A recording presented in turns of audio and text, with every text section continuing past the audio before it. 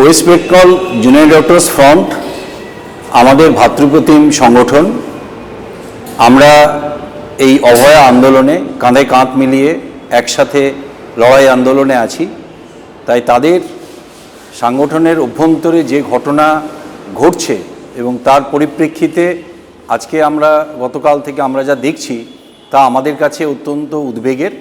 এবং আমরা মনে করি এই রাজ্যে স্বাস্থ্য দুর্নীতি এবং সেই দুর্নীতিকে রক্ষা করার জন্য যে দুর্বৃত্তায়ন এবং আরজিকর মেডিকেল কলেজে যে নৃশংস ঘটনা, অভয়ার হত্যা এবং অভয়ার ন্যায় বিচারের যে আন্দোলন, সেই আন্দোলনকে আমাদের রাজ্যের আপামর জনসাধারণের সাথে চিকিৎসকদের, সে সিনিয়র জুনিয়র সমস্ত চিকিৎসকের একসাথে কাঁধে কাঁধ মিলিয়ে লড়াই করা উচিত।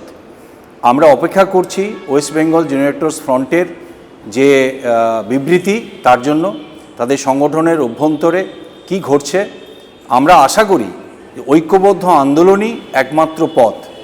কি এমন ঘটনা ঘটলো যার জন্য এরকম একটি অনভিপ্রেত ঘটনার মধ্যে দিয়ে আমরা যাচ্ছি, এটা আমাদের বুঝতে হবে।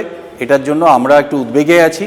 আমরা মনে করি সংগঠনের অভ্যন্তরে আলোচনা করে নিশ্চয়ই পারস্পরিক যা মতবিরোধ হবে সেটা সংগঠনের মধ্যেই তার সমাধান করা সম্ভব। আমরা আসলে এই লড়াইটা একসাথেই সবাই লড়তে চাই।